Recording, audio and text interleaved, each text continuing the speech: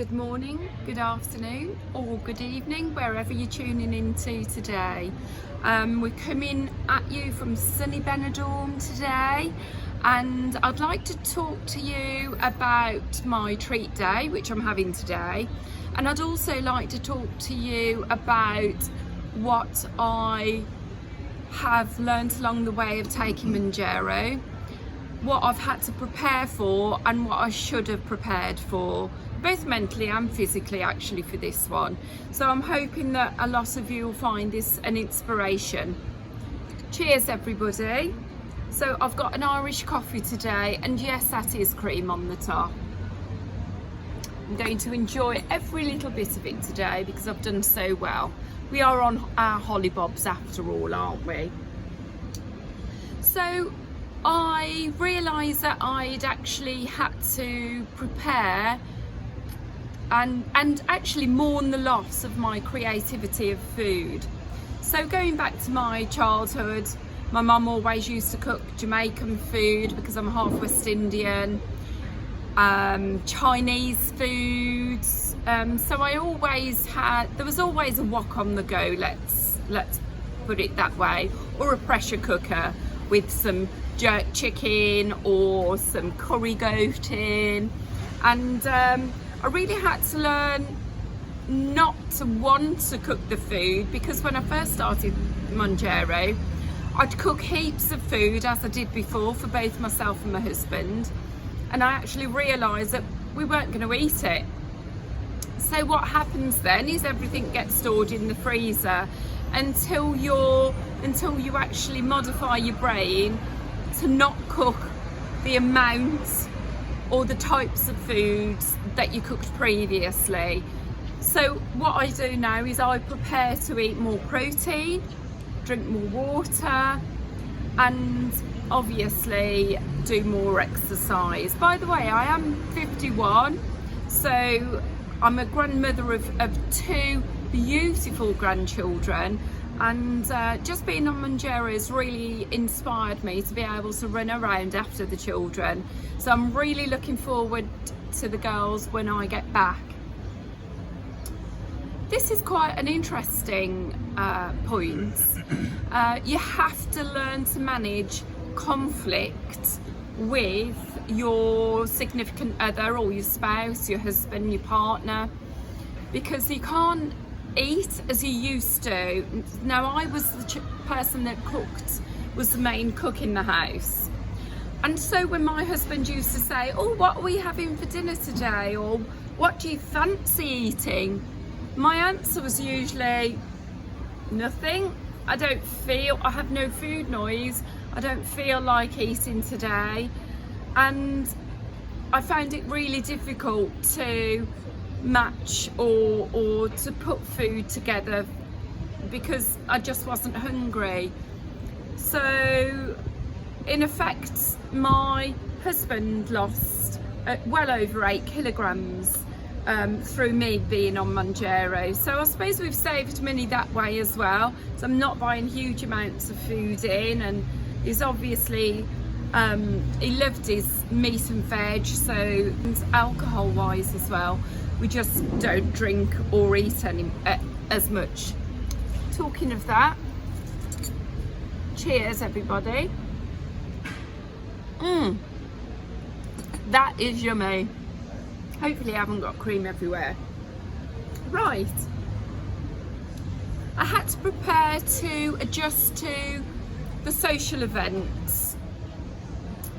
I knew that when we went to restaurants, I wasn't going to be participating in lovely meals and the alcohol, so I would have a cup of tea or a sparkling water while everybody else ate. Now I think 15 weeks on, I'm still on the 2.5, but I've learned to adjust to maybe researching the restaurant before I go, so that I can work out whether I want a salad or whether I can actually have something a little bit more substantial. I could have chicken with the salad and maybe give my chips away. Just making little adjustments like that has really helped me. think you have to be prepared for people's opposing opinions, shall we say. Not everybody's going to agree with what you're actually doing, but for me it's not about them, and it's their problem if they can't adjust to my way of thinking. I'm not asking anybody's permission.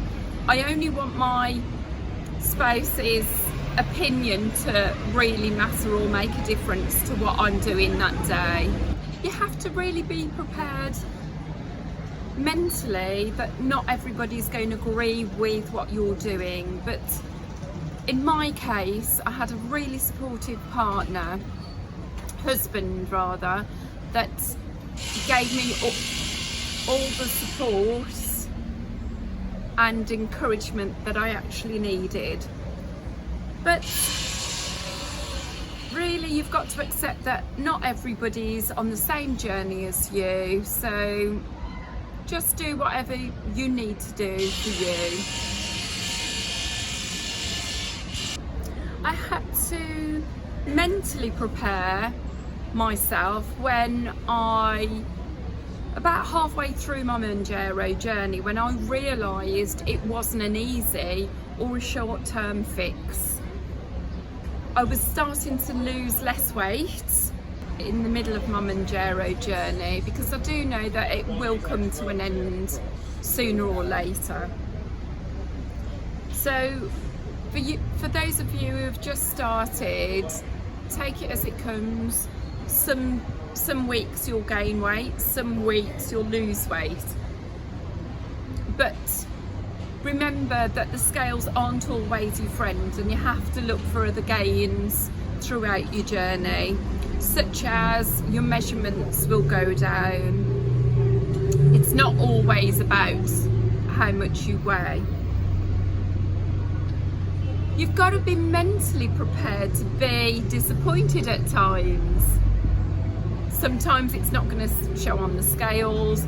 Sometimes you're going to want to go and try on that pair of trousers or that dress that you couldn't get into 3 years ago, and maybe they still fit the same. But as you go through the journey, you'll realise that eventually you will get what you want, and that's the assumption that I've come to.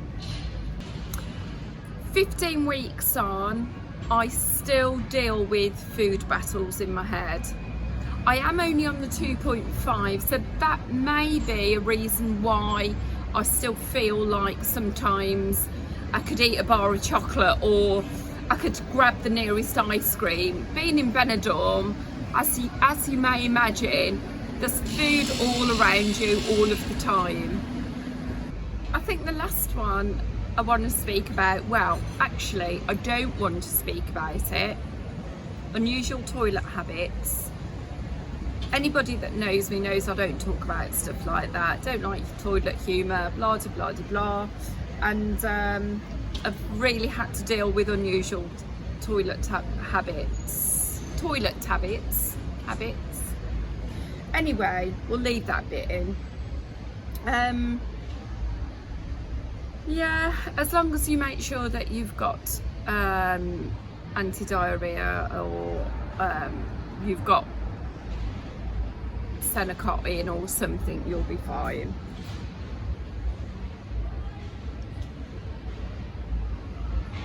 Anyway, I think we'll do a video on why we're not videoing in Benidorm. So there's work on hotels going on, drilling, people. That's it. Anyway, thank you for watching, and if you haven't yet subscribed and you feel like my videos would be of some service to yourself or somebody that you know who's considering going on MOUNJARO, please subscribe. Thank you.